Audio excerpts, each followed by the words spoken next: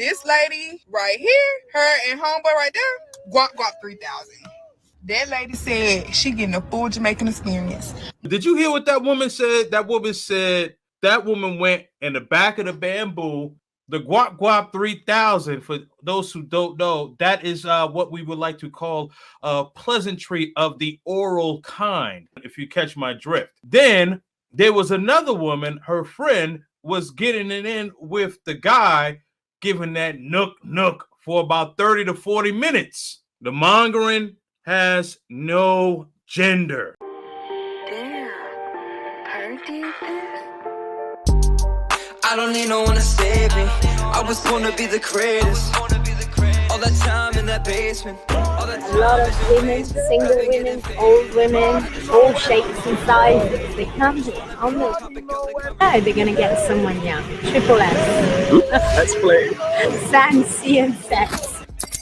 Hold on, garden scientist. You see that? She said the triple S's, brother. She said triple S's, sand, sea, and that nook. So I'm just saying, you know, hey, you see the young guy right there in the background. You see what I'm saying?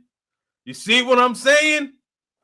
Your polite savages, and welcome to another edition of Tip Talk. Every time a man travels, anytime a man does anything, he's always accused of two things by Western women: tricking and trafficking. That's all they care about. They don't care about if you're working. They don't care if you're playing music. They don't care if you're just looking at new places. If you go somewhere, the underlying jealousy and the understanding of a woman from the West with this feminist mind state is that you are going to do something nefarious. And it always occurred to me, and I always wonder, why were they so obsessed with what somebody else is doing that they're obviously not attracted to, obviously don't care what they do, and they always shrouded in this lie that they are champion women's rights around the world. These poor, underprivileged, undereducated women just don't know any better. And thus we fast forward over 30 years of me traveling, and they're still saying the exact same thing. So Sua is one of the hot spots or red light districts, if you will, when it comes to men going over there and doing their thing with women. Come to find out that it's not only just a hot spot for the men, it's actually a hot spot for the women to find these Dominican men and get their back blown out. I just want to say that this thing goes both ways, not one, two. Always been reports of women on their girls' trips, going to New Orleans, going to the Caribbean, going to Africa, going to Mexico, getting their backs blown out by Johnny Appleseed, Dexter St. Jock, and Juan DeMarco. But they never, ever wanted to admit to it. For many Americans and Europeans, Jamaica is a paradise destination. This Caribbean nation can also provide sexual fantasy.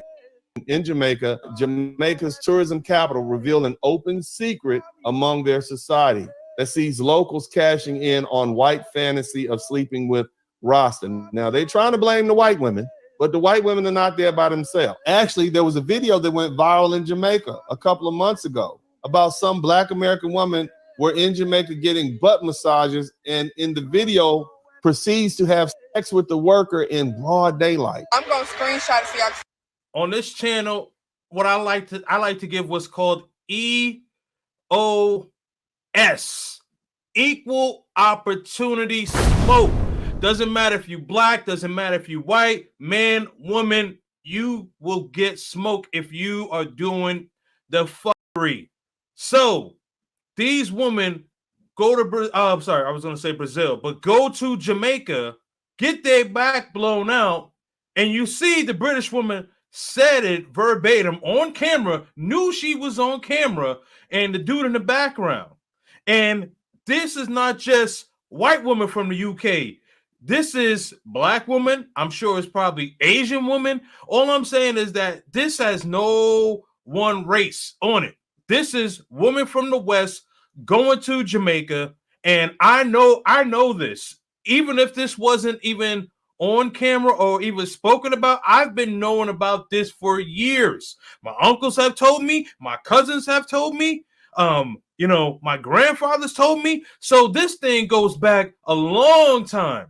Not just Jamaica, but Jamaica's a big one, right? Jamaica's a big place. Different parts of Africa, certain parts of Europe. I think Portugal is a big one. So I'm just saying, this thing has been going on for a long time. I know you're saying like, hey, these guys, they exploit themselves. Yes, some of them do. Some of them do. However, what I want to say is that these women exploit themselves as well. And their feet has to be held to the fire also. Let's continue. Hold on, wait. Her and that dude went off to the back of the bamboo and they started doing what they was doing. But this lady right here, her and homeboy right there, guap 3,000. That lady said she getting a full Jamaican experience. Number one, you've never met this man a day in your life. Number two, you're a woman. Respect yourself. Number three, you in a river. Y'all, there's kids out there, child number one. Child number two, can't enjoy my massage because that's happening. When I say they was at it for at least 30, 40 minutes, they was at it for at least 30, 40 minutes. Just somebody give me some receipt paper. For pursuit of happiness. Did you hear what that woman said? That woman went in the back of the bamboo and was given the guap 3,000. So the guap 3,000, for those who don't know, that is what we would like to call a pleasantry of the oral kind, if you catch my drift. Then there was another woman, her friend was getting it in with the guy, giving that nook for about 30 to 40 minutes. So I'm just saying, the mongering has no gender. Let's continue. They should be able to experience whatever kind of sexuality they want and not be hyper policed and not be shamed. That's essentially what they call the politics of pleasure. So there is educational, collegiate style vernacular around basically Black women going to Jamaica and getting their blacks blown out. It's an open secret. It's well known in Jamaica and expected. And they had the audacity to make a movie about it, how Stella got her groove back. And they try to glamorize anything they do, but the same act from a man is horrible and unacceptable. It is literally the same thing they accuse men of, and they've been doing it first. They've been doing it since the 70s, fam. This is what they do on those girl strips to Jamaicans, fam. You want to talk about how Stella got her groove back? You want to talk about the different images we've seen in pop culture that speak to this idea of women, modern women, Black women going to other places to thought it up with young, attractive men? This is not a new idea. Black women put themselves in positions to be critiqued this way. Black women did, because they have the nerve to sit up here and try to pretend like they're better than the passport bros. It made me.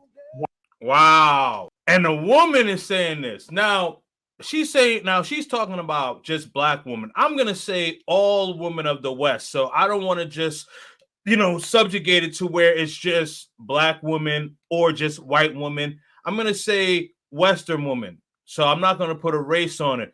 But yeah, they try to come at the passport bros as saying, oh, you guys are monsters and trying to take advantage of these poor women, right? And you see these guys, or whatever that are with these women, and these guys are getting taken care of. These guys are getting taken care of, right? You see the guy is so sewer, he got the bling in his ear, freshly braided hair, clean sneakers, you know what I mean? But look where he lived. If you look at his house is small, but his house is smaller than outside of his house. He did not live in one of the best, in like what we would call like an affluent neighborhood. But he had stuff for his child, had gear for himself. So, he's being taken care of. Yidis comes back again, says, white men have been passport bros for decades. As soon as Black men decide to go overseas, now it's a problem. You know what? That's an excellent point. As you mentioned, non-melanated men have been traveling overseas and doing their thing for years.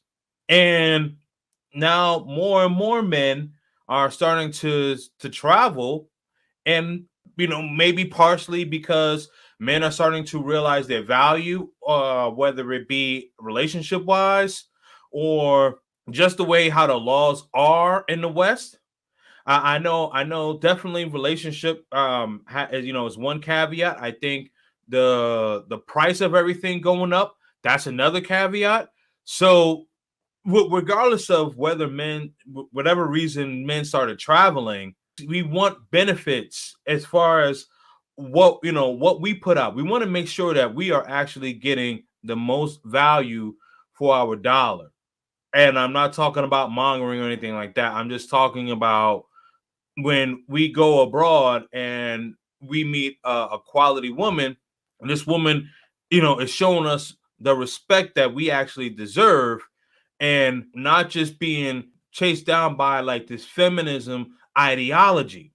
All right, let's continue. Black women about their experiences in Jamaica, which I thought was going to center on sexuality. And it did in many ways. Had that be a Black man talking to another Black man about going to Jamaica for, quote, I don't know, politics of pleasure, so that they can have experiences that center around sexuality, and tell me that World War III would not break out. Please.